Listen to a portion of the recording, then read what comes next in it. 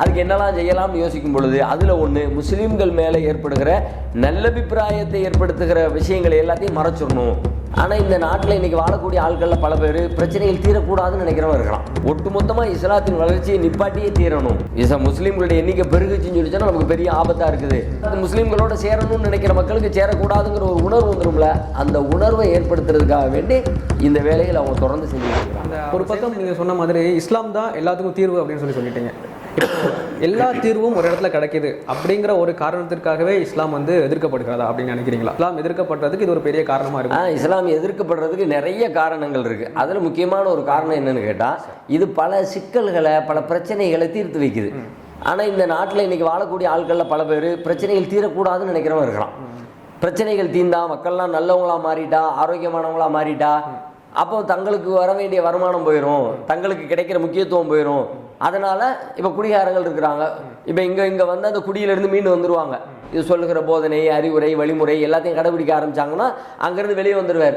அப்போ கடன் நடத்திக்கிட்டு இருக்கிறவர் சாராயம் காய்ச்சி பாட்டில் அடைச்சி வச்சிருக்காரு. அவர் என்ன பண்ணுவார்? ஆகா நம்ம வியாபாரம் போயிடுச்சே, விடக்கூடாது, உடனே பிரச்சாரம் பண்ணும்பார். இந்த மாதிரி வேலைகளை அவங்க செஞ்சுக்கிட்டே இருப்பாங்க. ஆனால் ஊழல் போயிடும். இந்த மாதிரி பெரிய பெரிய குற்றங்கள், கொலை கொள்ளைன்னு சொல்லிட்டு பெருகி போய் கிடக்கிறது. அது ரொம்ப நம்பரில் ரொம்ப ரொம்ப ரொம்ப ரொம்ப சுருங்கி குறைஞ்சி போயிடும். போட்டி பொறாமையில் மனிதன் அழிந்து போவது எல்லாமே குறைஞ்சி போயிடும். இங்கே வந்தால் இவ்வளவு பிரச்சனைக்கு தீர்வு இருக்குது. ஆனால் உலகத்தில் பல பேர் இந்த பிரச்சனை வேணும்னு விரும்புகிறான். அதனால் அவங்க என்ன பண்ணுறாங்கன்னு கேட்டால், இது வந்துச்சுன்னா சிக்கல் தீர்ந்து போயிடும், ஒருவேளை நம்ம பக்கம் வரமாட்டான், நமக்கு வருமானம் கிடைக்காது, அதனால இவங்களும் அந்த பக்கம் போகக்கூடாது என்று சொல்லி இஸ்லாத்தையும் எதிர்க்கிறார்கள், முஸ்லீம்களையும் எதிர்க்கிறார்கள். அதோட ஒரு எதிர்வினையாக தான் அந்த இப்போ நம்முடைய வரலாறுகள்லாம் திட்டமிட்டு மறைக்கப்படுது இல்லையா? சுதந்திர போராட்டம்னு எடுத்துக்கிட்டா அதில் பெரும்பகுதி பங்கு முஸ்லீம்களுக்குன்னு இருக்குது. முஸ்லீம்களை தவிர்த்து விட்டு சுதந்திர போராட்டத்தை வரலாறை எழுத முடியாது. முதல் சுதந்திர போராட்டம் அப்படின்னு சொல்லி வர்ணிக்கப்படுகிற அந்த சிப்பாய் கழகத்துக்கு அந்த நேரத்தில் கூட ஆங்கிலேயரை எதிர்க்க துணிவா நின்றவர்கள் முஸ்லீம்கள். துணிச்சல் அந்த முதல்ல முஸ்லீம்களுக்கு தான் வந்துன்னு சொல்லி வரலாற்றில் பார்க்குறோம். அப்போ இவ்வளோ கஷ்டப்பட்ட ஒரு கூட்டம் இன்னைக்கு அந்த கூட்டத்தினுடைய தியாகங்கள் வரலாறுகள் மறைக்கப்படுதுன்னா அது இதோட எதிர்வினையாக இருக்குன்னு நினைக்கிறீங்களா? வெறும் எதிர்ப்புக்காக மட்டுமல்ல, அதையும் தாண்டி அவங்களுடைய வியூகம் இருக்குது. இந்த வரலாறுகள் இன்னைக்கு பெரிய அளவில் மறைக்கப்பட்டுருச்சு.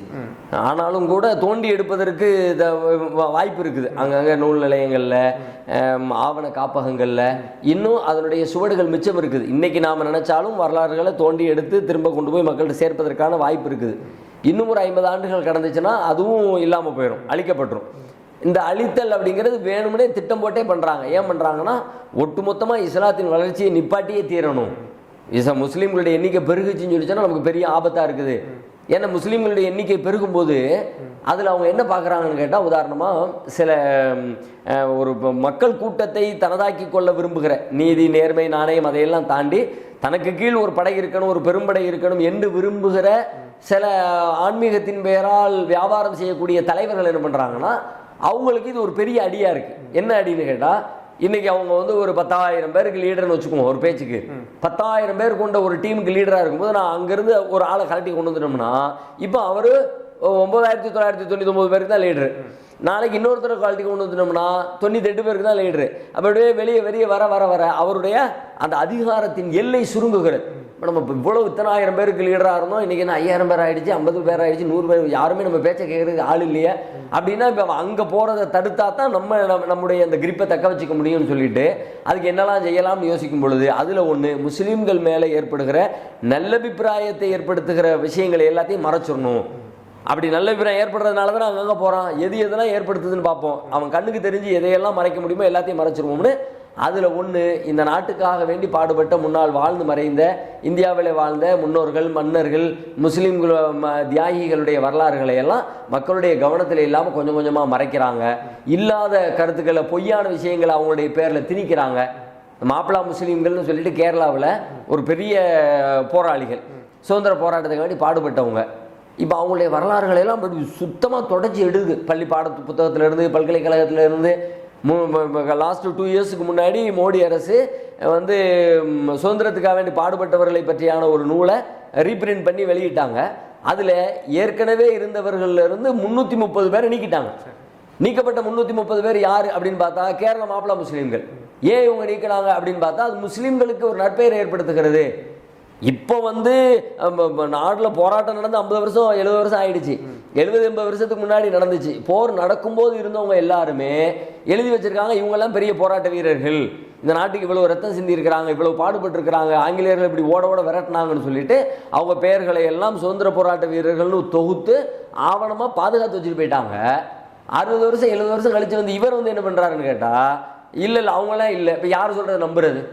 போராட்டம் நடக்கும்போது உள்ளவன் உண்மையை சொல்லியிருப்பான், அவனுக்கு தெரியுமா? அல்லது 70 வருஷம் கழிச்சு வந்து இவருக்கு தெரியுமா? போராட்டம் நடக்கும்போது உள்ளவங்களுக்கு தான் தெரியும். அப்ப இவர் வந்து அதை நீக்கிறார். 330 பேரை அதுல இருந்து பேச்சு மூச்சு இல்லை, அதை பத்தியான எந்த விளம்பரங்களும் செய்திகளும் பத்திரிகை எதுவுமே வராம கமுக்கமா இப்படி உள்ளுக்குள்ள நடத்திக்கிட்டே இருக்கிறாங்க. கேரளாவில் ஒரு ரயில் ஒன்று ஓடிச்சு. அந்த ரயில் முழுக்க மாப்பிளாக்களுடைய தியாகங்களை சொல்லக்கூடிய ஓவியங்கள் நிறைந்த ஒரு ரயில் ஒன்று ஓடிக்கிட்டு இருந்துச்சு. ஒரு 2 வருஷத்துக்கு முன்னாடி ரயில் நிப்பாட்டிட்டாங்க. அப்போ அதுவெல்லாம் ஒரு செய்தியாகவே வராத ஒரு ஏற்பாடுகளையும் மத்திய அரசு சேர்த்து பார்த்துக்குது. இந்த மாதிரி அவங்க வரலாறுகளை திட்டம் போட்டு மறைக்கிறாங்க, நிறைய மறைச்சிருக்கிறாங்க. நாம் இப்போ கொஞ்சம் விழிப்புணர்வோடு இருந்து அதை சரி பண்ணலன்னு சொல்லி சொன்னால் ஒட்டுமொத்தமாக மறைச்சிருவாங்க. மறைப்பதற்கான காரணங்களில் ஒன்று என்னென்னு கேட்டால், முஸ்லீம்களுக்கு அவப்பேரை உண்டாக்கணும். இஸ்லாத்தின் பக்கம் போகிறவங்க அவங்க கூட போய் சேர்ந்த அவங்களாம் மோசமான ஆளுப்பா அப்படின்னு சொல்லப்பட்டாச்சுன்னா முஸ்லீம்களோட சேரணும்னு நினைக்கிற மக்களுக்கு சேரக்கூடாதுங்கிற ஒரு உணர்வு வந்துடும்ல. அந்த உணர்வை ஏற்படுத்துறதுக்காக வேண்டி இந்த வேலைகள் அவங்க தொடர்ந்து செஞ்சுக்கிட்டு இருக்கிறாங்க.